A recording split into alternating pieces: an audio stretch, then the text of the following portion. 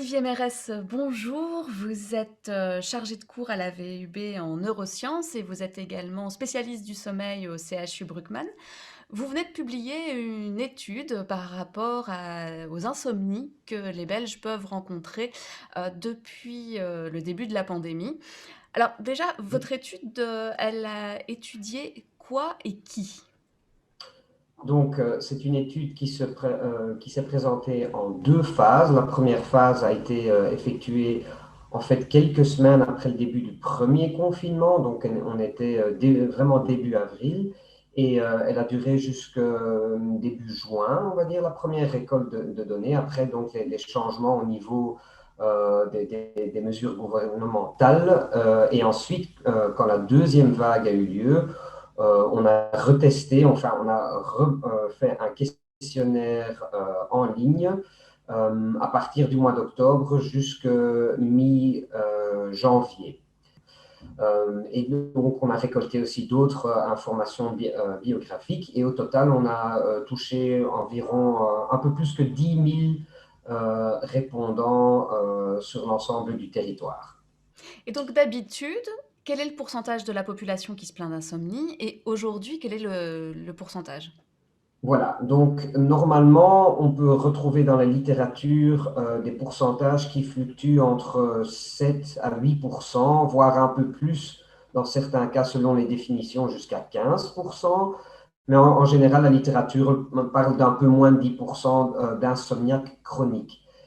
Et c'est ce qu'on a retrouvé maintenant dans la première et dans la deuxième étude, des prévalences qui sont tout à fait en ligne avec la littérature, autour de 7-8%.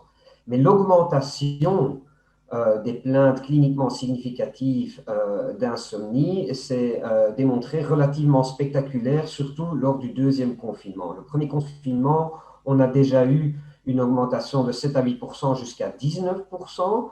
Donc, on va dire un peu moins d'une personne sur 10 jusqu'à une personne sur 5. Et durant le deuxième confinement, on est à 29%, donc quasiment une personne sur 3. Donc, on voit quand même une nette augmentation de plaintes cliniquement significatives au niveau de l'insomnie. Et donc quand vous dites cliniquement significatif, ça veut dire quoi? Ce sont des difficultés à l'endormissement? Ce sont des réveils nocturnes qui durent plus d'une demi-heure?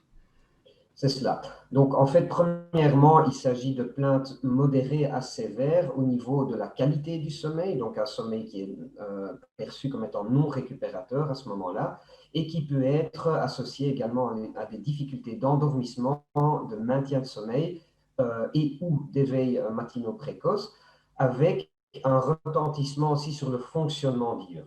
Par exemple, des plaintes de fatigue, parfois de somnolence aussi, d'irritabilité, de performance cognitive diminuée, etc., etc.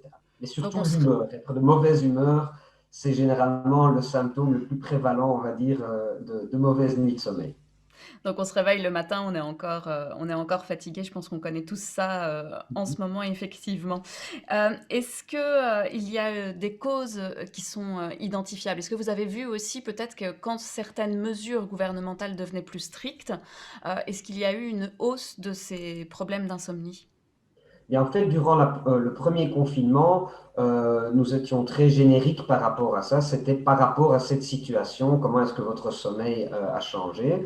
Mais justement, en se posant plus de questions, ben, quelle est vraiment quelle est la cause probable ou quels sont les facteurs associés?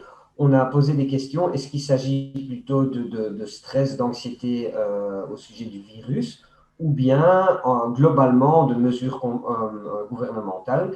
Et ce qu'on remarque en fait, c'est que le fait d'être confiné, le fait d'être limité, on va dire, dans sa liberté, bien, sont des facteurs qui sont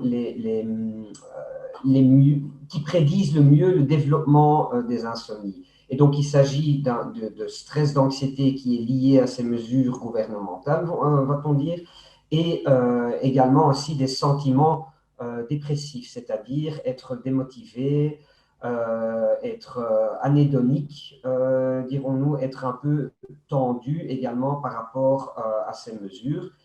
Donc ça, en première partie. Et évidemment, il reste encore toujours une certaine angoisse par rapport à la contraction du virus. Ça reste aussi un facteur prédicteur.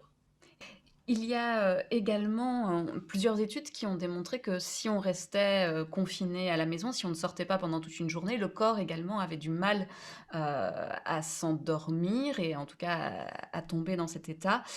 Quels sont peut-être les conseils que vous pouvez donner pour, finalement, de manière naturelle, mieux dormir? Bien, premièrement, comme vous dites, l'activité physique, tout simplement bouger, marcher, avoir une coordination psychomotrice, est un des facteurs les plus importants pour générer une pression de sommeil suffisante pour pouvoir s'endormir plus facilement, pour avoir un sommeil plus continu et robuste. Donc ça, c'est la première chose que je conseillerais, c'est essayer de ne pas rester sédentaire toute la journée, mais de bouger, de sortir, de marcher surtout. Ensuite, les conseils, c'est surtout n'allez pas dormir parce qu'il est l'heure, mais plutôt parce que vous êtes suffisamment somnolent. C'est-à-dire que quand vous devez commencer à combattre le sommeil, c'est plutôt là un signal de notre organisme pour aller dormir. Donc, pas vraiment une heure fixe pour aller au lit, mais plutôt une heure fixe pour se lever. C'est ça qui est important pour synchroniser les rythmes qui se manifestent aussi durant le sommeil. Ensuite, prendre le temps de se déconnecter.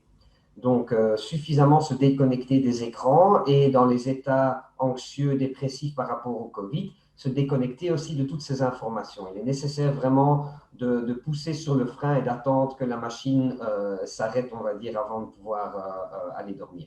Et surtout des choses anxiogènes comme regarder l'heure pendant la nuit, rester tourné dans son lit, faire la brochette, on va dire.